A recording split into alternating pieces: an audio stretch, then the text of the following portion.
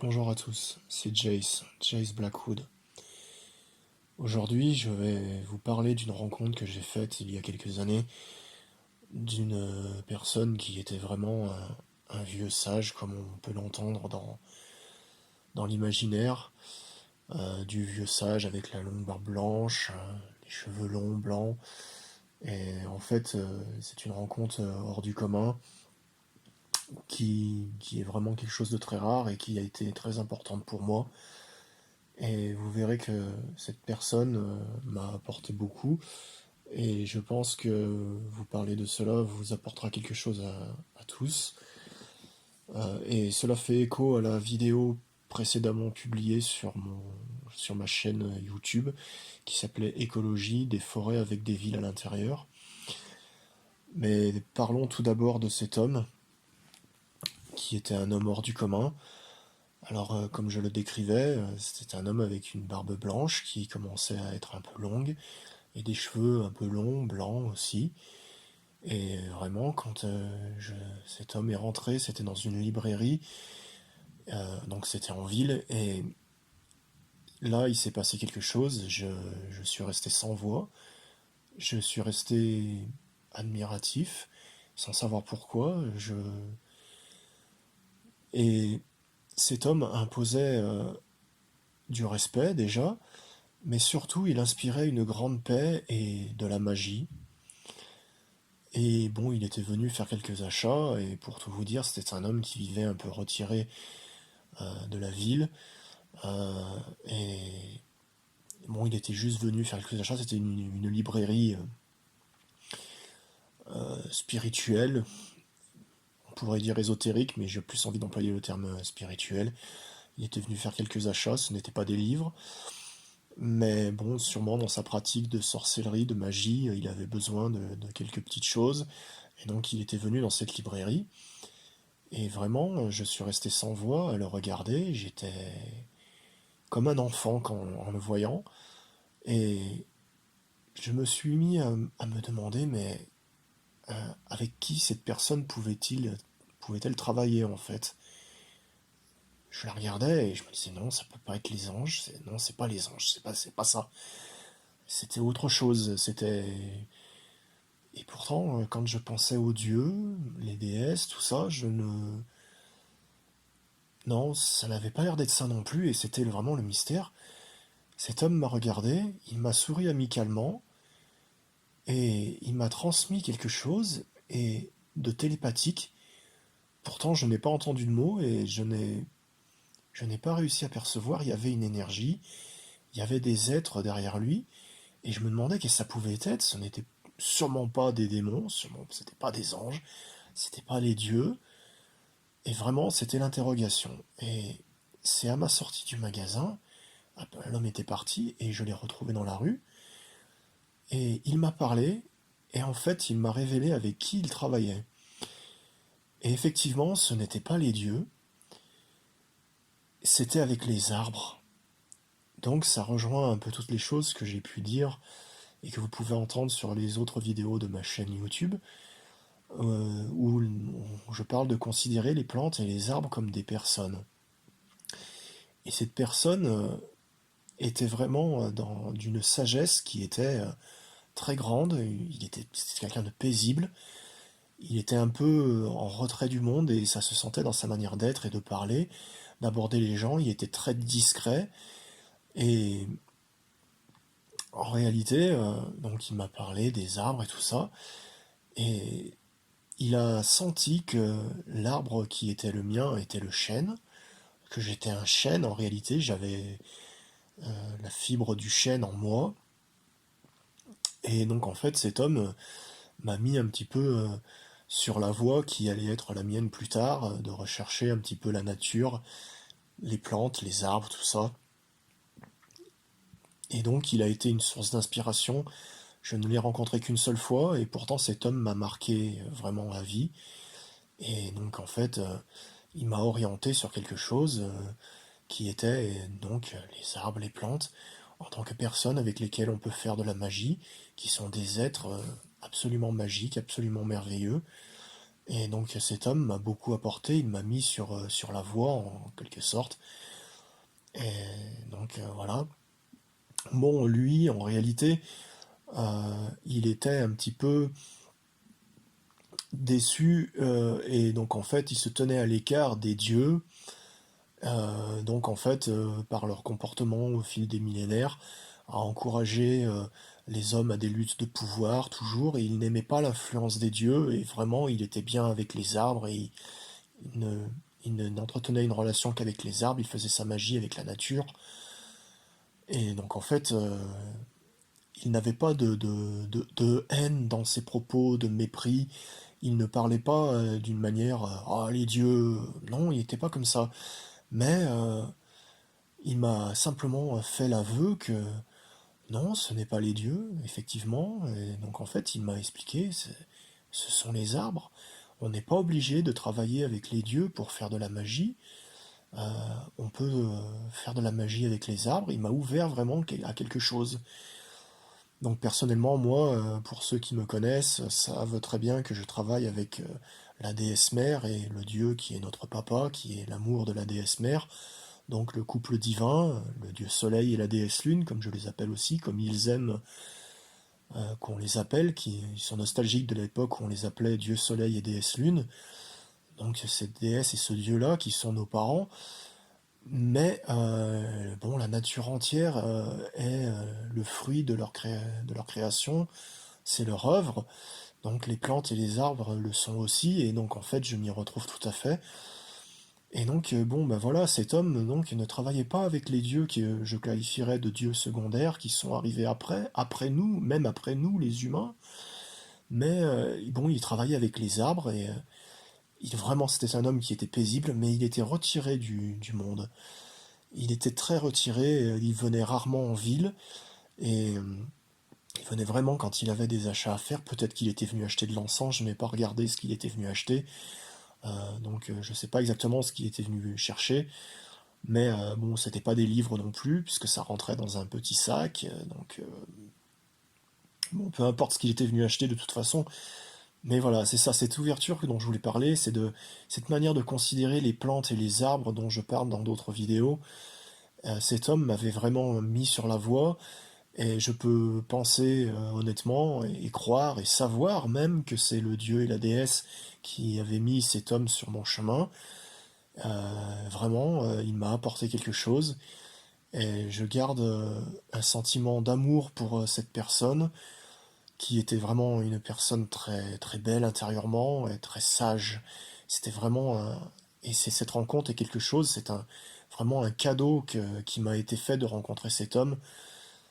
Et bon, je voudrais en revenir à ce que moi j'ai appris ensuite dans mon cheminement spirituel et qui est en rapport avec le message sur l'écologie qui s'appelle Écologie, des forêts avec des villes à l'intérieur, qui a été publié quelques jours avant cette vidéo que je vous fais maintenant, et, où je m'adressais un petit peu aux écologistes pour leur transmettre cette approche de la nature qui, à mon avis, est plus utile qu'un bourrage de crâne écologiste à la télévision parce que c'est une approche spirituelle qui touche le cœur. Mais ce qu'il faut savoir, et ce que j'ai appris, c'est que les arbres nous voient d'une manière un petit peu... bon, ils sont très déçus par le comportement des humains et bon, ils ont une considération de la société humaine dans laquelle nous vivons qui est vraiment... qui n'est vraiment pas très belle, en fait, je sais pas quel terme employer. Bon, il faut se dire que quand vous voyez un arbre dans la rue, est-ce que c'est agréable pour lui d'être dans une grille, enfin une grille d'arbres, et puis d'être entouré de béton? Bah, la réponse c'est non, les arbres ne sont pas heureux de cette manière-là. Et bon, quelque part, ils ont un petit peu un ressentiment à l'égard de l'espèce humaine et de ce que les humains leur ont fait. Et donc en fait, j'aimerais transmettre ça à peu près à tout le monde, mais particulièrement aux écologistes qui, à mon avis, ont entre les mains des possibilités de changer les choses en matière de politique, donc ils sont un peu un levier, un moyen d'action, que nous avons. Donc c'est pour ça que je voudrais encourager les sorciers à communiquer avec les sorciers et les sorcières à communiquer avec les partis, les représentants du parti écologiste dans chacune de leurs villes. Donc parlons, nous, sorciers et sorcières, avec les écologistes, pour qu'à leur tour, ils parlent aux représentants de la République avec lesquels ils sont en relation. Donc pour qu'on change un peu les choses, pour qu'on se réconcilie avec ce monde naturel qui s'est éloigné de nous à une époque et qui vraiment les plantes, les arbres et les animaux ont fait leur monde à eux, et pendant que nous avons fait notre monde à nous de notre côté, et dans des luttes de pouvoir, à rechercher la domination, toujours être plus influent, à se dominer les uns les autres, toujours des luttes de pouvoir, que ce soit d'individu à individu dans notre société de tous les jours. Et parfois ça commence même déjà à l'école maternelle, des luttes de pouvoir entre les enfants, et ça s'aggrave avec le temps, avec l'âge, et puis bon, les hommes veulent du pouvoir, devenir importants dans la société, et certains ne recherchent absolument pas le bien de notre société, ils recherchent que l'argent, le pouvoir, une situation enviable, une situation de pouvoir, toujours le pouvoir. Et bon, il y a eu des luttes, des guerres entre les humains, toujours pour le pouvoir, ces luttes vers lesquelles nous avons été menés par les dieux, en réalité, il faut bien le reconnaître, au risque de choquer tous les sorciers wiccans ou païens qui sont très attachés à leurs dieux, donc on est obligé de reconnaître cela. Et les dieux nous encouragent à des luttes de pouvoir, souvent, et c'est pour ça que moi, personnellement, je ne travaille qu'avec la déesse et le dieu qui sont la déesse mère, nos parents, qui eux nous encouragent à la paix, à l'harmonie et à nous réconcilier avec le monde naturel. Alors ce message s'adresse aux sorciers, mais aussi aux écologistes qui pourraient l'entendre, qui commencent à s'intéresser, à ouvrir les yeux sur notre cause spirituelle, qui est une cause écologiste aussi. Donc à tous, donc pour en revenir à ce message qui a été publié, écologie, des forêts avec des villes à l'intérieur, il faudrait que nos villes soient repeuplées par des plantes et des arbres. Et donc des plantes, c'est important, parce que souvent on met des arbres, mais on oublie de mettre des plantes, et que ça soit un peu plus sauvage, que ça reprenne le dessus sur le béton. Bon, juste faire en sorte à ce que les voies soient toujours praticables, parce qu'on est toujours dans des villes, c'est certain, mais tout de même que nous puissions revivre dans un environnement un peu plus naturel, où vraiment on en reviendrait à vivre dans la nature comme si on était dans les bois, dans la forêt, seulement il y aurait des habitations, des commerces, tout ça au milieu, mais que ça redevienne plus naturel avec plus de pelouse, peut-être qu'on puisse sentir la terre, qu'on vraiment on ait des plantes diverses, des plantes sauvages, des arbres qu'on laisse pousser, qu'on laisse grandir, croître, et qu'on se réconcilie avec ce monde.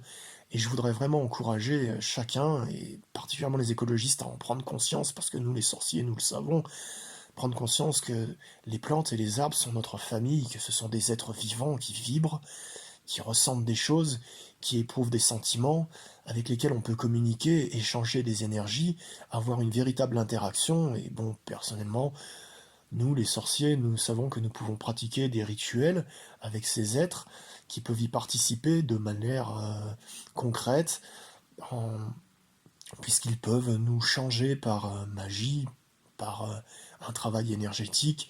Ils peuvent donc modifier le monde dans lequel nous vivons, et il serait bien que nous travaillions de concert avec eux. Bon, ça c'est notre travail à nous, les sorciers, mais chaque être humain dans les villes pourrait aussi, à nouveau, si les villes redevenaient la nature, si vraiment on pouvait retrouver la nature au sein même de la ville, eh ben, vivre dans une paix profonde dans nos cœurs avec les plantes et les arbres, et vivre plus heureux. Et c'est un petit peu la voie sur laquelle m'avait mis cet homme, ce sorcier, ce mage, ce magicien, qui travaillait avec les arbres, et qui avait sa spiritualité avec. Et je voudrais encourager chaque sorcier et sorcière à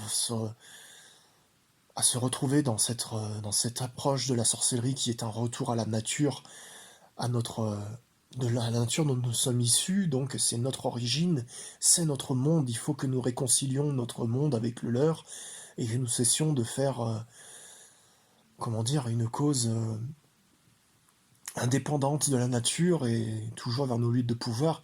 Cela nous réconcilierait entre nous, nous amènerait à la paix.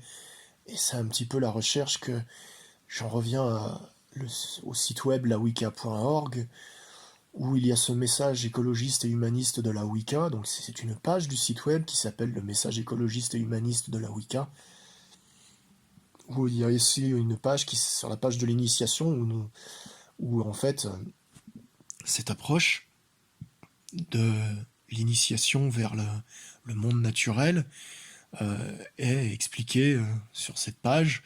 Donc tout ça se rejoint, donc c'est une spiritualité.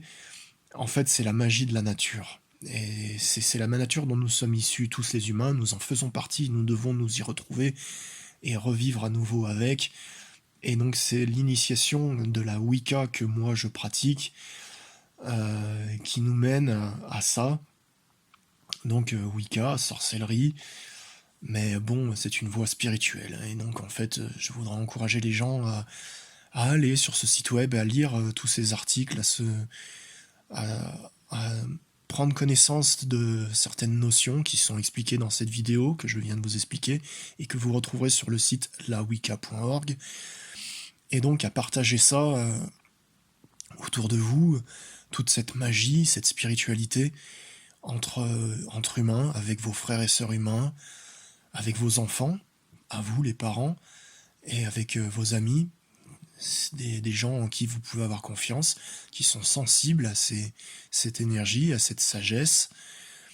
Et donc en fait, que nous fassions tous, sorciers et sorcières, des démarches entre nous, de nous réunir, d'en parler entre nous, déjà de nous mettre d'accord là-dessus, de nous mettre d'accord sur des vérités spirituelles que nous devons nous partager ensemble, pour ensuite partir comme dans un voyage à travers notre monde humain, qui est séparé du monde naturel, pour parler de tout cela à nos frères et sœurs humains, à nos contemporains, et donc je pense qu'en parler aux partis écologistes, aux représentants des partis écologistes dans chacune de nos mairies, dans chacune de nos villes, que les sorciers qui se sentent vraiment dans cette voie-là en prennent la responsabilité de communiquer cette vérité spirituelle aux écologistes et arriver à les convaincre. Il faudrait vraiment que ça soit enseigné à nos enfants, tous, et que ça devienne une spiritualité commune à tous les hommes. Voilà tout ce que je voulais vous partager aujourd'hui. Sur ce, je vous souhaite les bénédictions de la déesse et du Dieu pour la paix et le devenir de l'humanité dans la bienveillance et la pérennité de l'espèce humaine. À vous tous, bénédictions sincères.